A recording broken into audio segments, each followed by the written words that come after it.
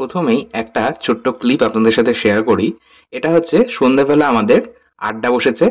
আর সাথে আজকে যে রেসিপিটা বানিয়েছি সেইটা সবাই মিলে খাওয়া-দাওয়া হচ্ছে। আজকে যে রেসিপিটা আমি বানাবো সেটা কিন্তু এইভাবে পরিবারের সকলে মিলে একসাথে বসে যদি না খাওয়া হয় তাহলে ঠিক জমে না। আজকে আমার রেসিপি চেনা খাবার অচেনা স্বাদে। মানে আজকে আমি বানাবো ফুচকা, তবে সেটা কিন্তু একটু অন্যভাবে। মানে আমাদের বাংলার বাইরে ঠিক যেভাবে ফুচকা বিক্রি হয় সেইভাবে কিন্তু আজকে আমরা ফুচকাটা বানাচ্ছি। বাংলার বাইরে অবশ্য ফুচকা বলে না, এটাকে বলা হয় পানিপুরি বা গোলগাপ্পা। তো কিভাবে আজকে এই পানিপুরি বা গোলগাপ্পা বানাচ্ছি সেটা দেখে নেওয়া যাক। প্রথমেই আমি কিছু জোগাড় সেরে নেব। প্রথমে আমি কয়েকটা বোঁদে ভেজে রাখছি।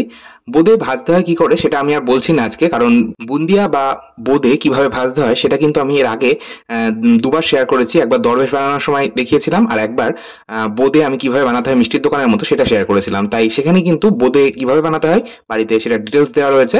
তাই আজকে আর বলবো না, তাহলে ভিডিওটা আবার বড় হয়ে যাবে। যাই হোক, এরই মধ্যে আমি এখানে ৪টে মাঝারি সাইজের আলু প্রেসার কুকারে ৫টা হুইসেল দিয়ে সেদ্ধ করে রেখেছিলাম খোসা সমেত, সেটা দেখিয়েছি। আর এখানে আমি ১ কাপ মতন মটর আগের দিন রাত্রে ভিজিয়ে রেখেছিলাম। মটরটা এখন নরম হয়ে গেছে, সেটা আমরা সেদ্ধ করে নেব। তার জন্য প্রেসার কুকারের মধ্যে মটর ভেজানো জল দিয়ে দিয়েছি। মটর আমি ধুয়ে নিয়ে ভিজিয়েছিলাম আর খাওয়ার জল দিয়ে ভিজিয়েছিলাম, তাই মটর ভেজানো জলটা দিচ্ছি। আর এরই মধ্যে আমি ব্যবহার করলাম হাফ চা চামচ লবণ, 1/4 চা চামচ হলুদ গুঁড়ো, ৩ থেকে ৪টে কাঁচা লঙ্কা, ঝাল বুঝে কাঁচা লঙ্কা দেবেন। আর ব্যবহার করলাম ভাজা মশলা। ভাজা মশলা কিভাবে বানাতে হয় ফুচকা বা এই ধরনের স্ট্রিট ফুডে যে ভাজা মশলা ব্যবহার করা হয়, কিংবা আমাদের বাড়িতে নিরামিষ রান্নাতে যে ভাজা মশলা ব্যবহার করা হয়, তার উপর কিন্তু একটা ইন্ডিভিজুয়াল ভিডিও বেশ কয়েকদিন আগেই আমি শেয়ার করলাম। তো সেটাই আমি আপনাদের লিঙ্কটা দিয়ে দেবো ডেসক্রিপশন বক্সে ভিডিওটার। তো সেটা আপনারা দেখে নেবেন, তাহলে বুঝতে পারবেন কিভাবে ভাজা মশলাটা বানিয়েছি। ভাজা মশলা যদি আজ আর বানাতে যাই তাহলে কিন্তু আবার ভিডিওটা অনেকটা বড় হয়ে যাবে। অলরেডি অনেকটা বড় হয়ে গেছে, তো সেই জন্য আর ভিডিওটা বড় করছি না। যাই হোক, ওই ভাজা মশলাটাই সামান্য একটু দিয়ে আমি প্রেসার কুকারের ঢাকনাটা বন্ধ করে হাই ফ্লেমে ৪টে হুইসেল দিয়ে সেদ্ধ করে নিলাম। তারপর প্রেসার কুকারের ঢাকনাটা খুলে নেবো প্রেসার কুকারটা ঠান্ডা হয়ে যাওয়ার পর। এবার আমরা ফুচকার জন্য ডোটা তৈরি করব। ফুচকার ডো তৈরি করার জন্য আজকে আমি আটা ময়দা ব্যবহার করব। আর আপনারা একটা জিনিস খেয়াল রাখবেন, ফুচকার আটা বা ময়দা মাখার জন্য কিন্তু পাত্রটাও সিলেক্ট করা ভীষণ জরুরি। এইরকম একটা ছড়ানো থালা নিতে হবে, তাহলে কিন্তু ডোটা ভালো মতন তৈরি করা যাবে।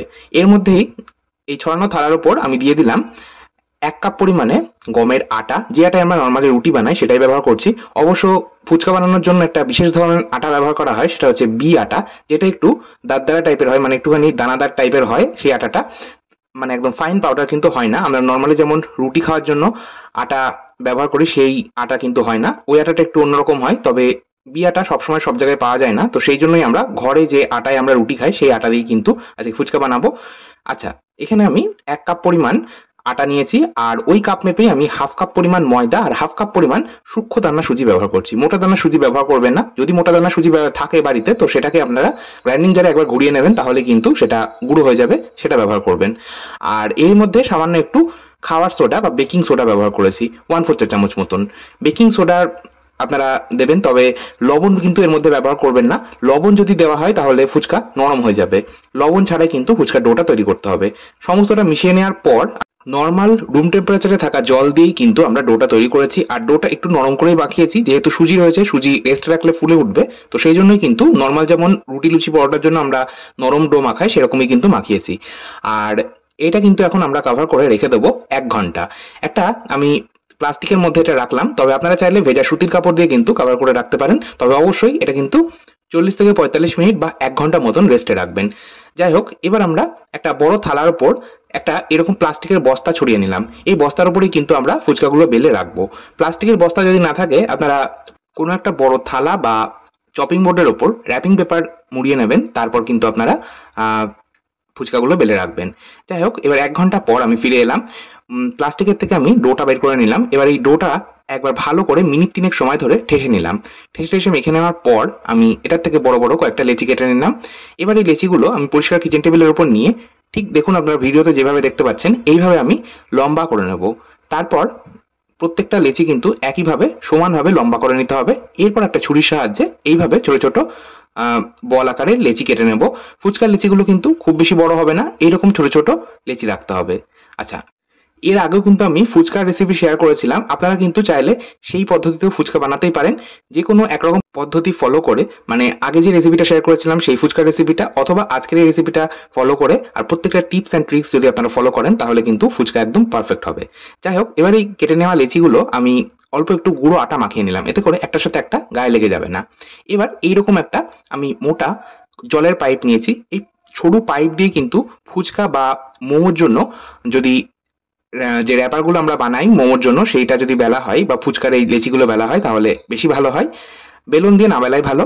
এইভাবে আমি হালকা হাতে চাপ দিয়ে ছোট ছোট করে বেলে নেব। দেখুন ফুচকা কিন্তু জাস্ট একবার কিংবা দুবার টান দিয়ে বেললেই কিন্তু ফুচকা বেলা হয়ে যাবে। খুব বেশি বড় করার প্রয়োজন নেই, তবে ফুচকার এই লেচিগুলো একটু পাতলা করবেন তাহলে ভালো হবে। যাই হোক, এবার আমি ওই যে প্লাস্টিকের বস্তার উপর আমি ফুচকাগুলো রেখেছিলাম তার উপর দিয়ে আবারও একটা প্লাস্টিকের বস্তা এইভাবে চাপা দিয়ে দিলাম। আর এরপর এটা কিন্তু আমরা রেখে দেবো রেস্টে আরো 1 ঘন্টা। এইভাবে ফুচকা বেলে কভার করে 1 ঘন্টা কিন্তু রেস্টে রাখা অত্যন্ত জরুরি, না হলে ফুচকা ঠিক মতন একেবারেই ফুলবে না। এই স্টেপগুলো বা এই টিপসগুলো যদি আপনারা একটু মনে রাখেন তাহলে কিন্তু ফুচকা একদম পারফেক্ট হবে। 1 ঘন্টা পর কড়াইয়ের মধ্যে পর্যাপ্ত পরিমাণ রিফাইন্ড অয়েল গরম হতে দিলাম। আচ্ছা, এবার বলে রাখি, আপনারা একটা জিনিস খেয়াল রাখবেন, ফুচকা একদম প্রথমে যেটা বেলেছিলেন সেটাই কিন্তু প্রথমে ভাজবেন। এরপর একে একে যেগুলো আগে ভেজে বেলে রেখেছেন তো সেগুলোই কিন্তু আগে ভাজতে হবে। এইভাবে যদি ভাজা হয় তাহলে ফুচকা প্রত্যেকটা ফুলবে। আর আরেকটা জিনিস খেয়াল রাখতে হবে, ফুচকা ভাজার সময় ফুচকার যে অংশটা আহ, ফুচকা বেলে রাখার পর যে অংশটা নিচে ছিল, মানে যে সাইডটা নিচে ছিল সেই সাইডটা কিন্তু নিচেই রাখতে হবে তেলে, আর যে সাইডটা ওপরে ছিল সেই সাইডটা কিন্তু ওপরে রাখবেন। দেখুন যেভাবে ঠিক ফুচকাগুলো সাজানো আছে সেইভাবেই কিন্তু আমি তেলের মধ্যেও ছাড়ছি, মানে নিচের দিকটা কিন্তু তেলের নিচে থাকছে আর ওপরের দিকটা ওপরে থাকছে। এইভাবে তেলের মধ্যে ছাড়তে হবে। আর একটু চাপ দিলে দেখবেন ফুচকা ভেজে কিন্তু ফুলে উঠছে।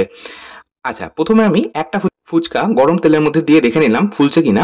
যদি ফুলে ওঠে তাহলে বুঝতে হবে তেলটা ভালো মতন গরম হয়েছে। আর ফুচকা ভাজার জন্য কিন্তু অবশ্যই তেলটা ভালো মতন গরম রাখতে হবে আর হাই ফ্লেমে কিন্তু ফুচকাগুলো ভাজতে হবে। তবে 2-3টে ব্যাচ ভেজে নেওয়ার পর দেখবেন তেলটা বেশ গরম হয়ে যাবে, একদম ধোঁয়াটা গরম হয়ে যাবে, তখন তেলের টেম্পারেচারটা একটু কমিয়ে দেবেন, দিয়ে একটা বা দুটো ব্যাচ ভেজে নেবেন, তারপর আবার তেলের টেম্পারেচারটা বাড়িয়ে দেবেন। এইভাবে তেলের উপর নিজের কন্ট্রোল রেখে কিন্তু ফুচকাগুলো ভাজতে হবে, তাহলে প্রত্যেকটা ফুলবে। আর একটা বা দুটো ফুচকা ফুলবে না তো সেটা নিয়ে কিন্তু চাপ নেওয়ার দরকার নেই, কারণ আমরা তো আর কারিগর না ফুচকা বানানোর, তো বাড়িতে যেহেতু বানাচ্ছি তাই ওরকম একটা দুটো হতেই পারে, তাই নিয়ে মন খারাপ করার প্রয়োজন নেই। যারা ফুচকা বানানোর কারিগর তাদেরও কিন্তু অনেক ফুচকাই ফোলে না, সেগুলো দিয়ে কিন্তু চুরমুর তৈরি করে। যাই হোক, ফুচকাগুলো এইভাবে ভেজে নিতে হবে। আর ফুচকা ভাজার সময় আরেকটা জিনিস খেয়াল রাখবেন, তেলের মধ্যে কিন্তু অতিরিক্ত ফুচকা একসাথে দিয়ে দেবেন না। আমি যে পরিমাণ তেল নিয়েছিলাম তাতে কিন্তু আমার দুটো করে ফুচকা একসাথে ভাজা গেছিল, তবে সব শেষের দিকে গিয়ে মানে ফুচকা যখন অনেকটাই ভাজা হয়ে গেছিল অর্ধেকের বেশি, তখন তেলটা অনেকটাই কমে গেছিল, তখন কিন্তু আমি একটা করে ফুচকা তেলের মধ্যে দিয়ে ভেজেছিলাম। অতিরিক্ত ফুচকা যদি তেলের মধ্যে দিয়ে ভাজা হয় তাহলে ফুচকা একেবারেই ফুলবে না। এই ছোট ছোট টিপসগুলো যদি মাথায় রাখা যায় তাহলে কিন্তু ফুচকা একদম পারফেক্ট হবে। তবে ফুচকা ভাজার পর, সমস্ত ফুচকা ভেজে নেওয়ার পর আমি কিন্তু এটা রোদে 1 ঘন্টা রেখে দিয়েছিলাম। টান রোদে 1 থেকে 1.5 ঘন্টা বা 2 ঘন্টা রেখে দেবেন, তাহলে ফুচকা কিন্তু একদম দোকানের মতন মুচমুচে হবে। ফুচকা যদি ভেজেই আপনারা খেতে চান তাহলে তখন হয়তো ক্রিস্পি পাবেন 1-1.5 ঘন্টার মধ্যে যদি খেতে চান, তবে 1-1.5 ঘন্টা পর যদি আপনারা খেতে চান তাহলে কিন্তু সেটা নরম হয়ে যাবে, লুচির মতন হয়ে যাবে, সেটা কিন্তু একেবারেই ভালো লাগবে না। আর ফুচকা কিন্তু রোদে না দিলে একেবারে দোকানের মতন পারফেক্ট হয় না। এই টিপসটা কিন্তু এর আগের ভিডিওতেও আমি বলেছিলাম। যাই হোক, তবে আরেকটা কথা বলবো, যদি কারোর বাড়িতে রোদের সমস্যা থাকে, মানে রোদ ঠিক মতো আসে না বা রোদ পাওয়া যায় না, সেক্ষেত্রে আপনারা ওটিজি ওভেন, মাইক্রো ওভেন বা এয়ার ফ্রায়ারের মধ্যে 1 ঘন্টা একদম লো হিটে আপনারা এটা রেখে দেবেন, তাহলে কিন্তু দেখবেন একদম মুচমুচে হয়ে যাবে। যাই হোক, এবার আমরা ফুচকা ভেজে নেওয়ার পর আহ, আমরা এবার জলটা তৈরি করব। এই নর্থ ইন্ডিয়ান স্টাইলে ফুচকার জল তৈরি করার জন্য একটা মিক্সিং জারের মধ্যে আমি নিয়ে নিলাম আমার নিজের হাতের মুঠোর হাফ মুঠো মতন ধনেপাতা, আর একটু পুদিনার গুঁড়ো নিয়েছি, ড্রাই পুদিনার পাউডার। আপনার কাছে ফ্রেশ পুদিনা পাতা থাকলে আপনারা সেটাই নিতে পারেন। আর এর মধ্যে 2 রকম লবণ, সামান্য একটু চিনি দিয়েছি, যেহেতু আমাদের বাঙালি মুখে এটা যাবে তো সেই জন্য কিন্তু একটু চিনি না দিলে টেস্টটা ব্যালেন্স হবে না। নর্থ ইন্ডিয়ান স্টাইলে চিনি ব্যবহার করা হয় না, আপনারা যদি চিনি ব্যবহার করতে অপছন্দ করেন সেক্ষেত্রে বাদ দিতে পারেন, অসুবিধা কিছুই নেই। আর এর মধ্যে আমি ব্যবহার করলাম সামান্য আমচুর পাউডার। আমি এখানে 1.5 টেবিল চামচ আমচুর পাউডার দিয়েছি। আমচুর পাউডার পরিবর্তে আপনারা কিন্তু চাইলে এখানে কাঁচা আম খোসা ছাড়িয়ে ছোট ছোট টুকরো করে দিয়ে দিতে পারেন। আর ব্যবহার করলাম তেঁতুল গোলা জল। সমস্তটা দিয়ে আমি একটা মিহি পেস্ট বানিয়ে নিলাম। ও হ্যাঁ, এর মধ্যে একটু আদার ব্যবহার করেছিলাম, জাস্ট হাফ ইঞ্চি মতন আদা খোসা ছাড়িয়ে ছোট করে কুচিয়ে রেখেছিলাম সেটা দিয়েছিলাম, আর ব্যবহার করেছিলাম ঝালের জন্য বেশ খানিকটা কাঁচা লঙ্কা। এইগুলো আপনারা আপনাদের স্বাদ মতন কম বেশি করে নিতে পারেন। মানে মেনলি এখানে আমি গ্রিন চাটনি তৈরি করেছি।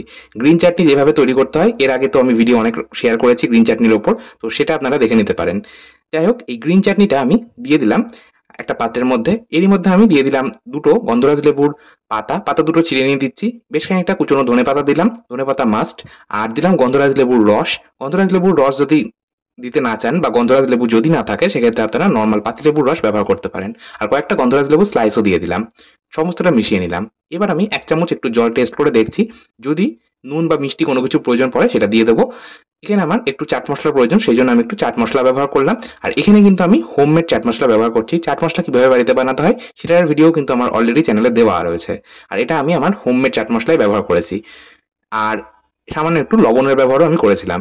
আর এই জলের মধ্যে কিন্তু 2 রকম লবণের ব্যবহারই করবেন। মানে নরমাল যে রান্নার লবণ আমরা ইউজ করি সেই রান্নার লবণ বা রক সল্ট, আর সাথে একটু বিট লবণ। 2 রকম লবণ ব্যবহার না করলে জলের স্বাদ কিন্তু পারফেক্ট হবে না। যাই হোক, আমাদের একটা জল কিন্তু তৈরি হয়ে গেল। আর জলটার মধ্যে কিন্তু আমি একটু ওই যে প্রথমে বুন্দিয়া বা বুন্দি ভেজে রেখেছিলাম সেটা দিয়ে দিলাম। এখন আরো একটা জল তৈরি করব। এটা হচ্ছে খাট্টা মিঠা পানি। এই খাট্টা মিঠা পানি বা টক মিষ্টি পানি জল তৈরি করার জন্য আমি দিয়ে দিলাম এর মধ্যে তেঁতুলের চাটনি। এখানে আমার বাড়িতে তৈরি তেঁতুলের চাটনি ব্যবহার করছি। তেঁতুলের চাটনি কিভাবে বাড়িতে বানাতে হয় সেটাও কিন্তু আমার অলরেডি চ্যানেলে দেওয়া রয়েছে, আপনারা চাইলে দেখে নিতে পারেন। তেঁতুলের চাটনি আমার সবসময় বাড়িতে তৈরি করা থাকে। যাই হোক, এরই মধ্যে আমি দিয়ে দিলাম 2 রকম লবণ অল্প অল্প করে। চাটনির মধ্যে লবণ দেওয়া রয়েছে, মিষ্টি দেওয়া রয়েছে, তাই আলাদা করে বেশি দেবেন না, অল্প পরিমাণ দেবেন। যদি পরে প্রয়োজন পড়ে তখন সেটা অ্যাডজাস্ট করে নেবেন। আর দিয়ে দিলাম ভাজা মশলা, আর দিয়ে দিলাম ঠান্ডা জল। সমস্তটা মিশিয়ে নিলাম। দুটো জলই কিন্তু ঠান্ডা জল তৈরি করতে হবে। নর্থ ইন্ডিয়া বা উত্তর ভারতের দিকে দেখবেন ফুচকার জল কিন্তু বেশ ঠান্ডা হয়। ওখানে অবশ্য ওরা বরফ ব্যবহার করে। তো আমরা বরফ আর ব্যবহার করছি না, আমরা ঠান্ডা জল দিচ্ছি। আপনারা চাইলে বরফও দিতে পারেন। যাই হোক, এবার ওই যে সেদ্ধ আলুগুলো আমি আগে রেডি করে রেখেছিলাম সেটা আমি খোসা ছাড়িয়ে নিলাম। খোসা ছাড়িয়ে হাত দিয়ে মেখে নিলাম। তারপর এর মধ্যে আমি ওই যে সেদ্ধ করা মটর ছিল সেই মটরটা দিয়ে দিলাম। মটর এখানে কিন্তু নুন, হলুদ আর কাঁচা লঙ্কা আর অল্প পরিমাণ ভাজা মসলা দিয়ে সেদ্ধ করা ছিল সেটা দিয়েছি। আর এর মধ্যে আমি 2 রকম লবণ অল্প অল্প করে দিলাম, একটু কুচনো ধনেপাতা, একটু গন্ধরাজ লেবুর রস, আর দিয়ে দেবো ওই যে ভাজা মসলা যেটা বললাম আমার আগেই শেয়ার করা রয়েছে সেই ভাজা মশলাটা দিয়ে দিলাম। আর অবশ্যই দিতে হবে 2 রকম জল অল্প অল্প করে। এই 2 রকম জল দিলে তবেই কিন্তু একদম পারফেক্ট দোকানের মতন টেস্ট আসবে। সমস্তটা এবার হাত দিয়ে খুব ভালো মতো মিশিয়ে নেব। আর ওই যে সেদ্ধ লঙ্কাগুলো ছিল সেই সেদ্ধ লঙ্কাটা হাত দিয়ে কিন্তু একদম মেখে নেব এই আলুর সাথেই। ব্যাস, আমাদের আলু মাখাও তৈরি। এবার আর কি, এবার ফুচকা পরিবেশন করার পালা। এখন একটা ফুচকা ফাটিয়ে নিয়ে এর মধ্যে আমি প্রথমে দিয়ে দিলাম আলু আর 2 রকম জল। এবার এটা পরিবেশন করার পালা। তবে তার আগে প্রথম ফুচকাটা আমি খাচ্ছি। এত কষ্ট করে বানানো আর যা গরম পড়েছিল তার মধ্যে বানিয়েছি। তো আর লোভ সামলাতে পারলাম না, প্রথম ফুচকাটা আমি খেলাম। এরপর আমি বাড়ির সকলকে পরিবেশন করছি। আর পরিবেশন করার জন্য আজকে আমি ব্যবহার করছি কদম পাতা।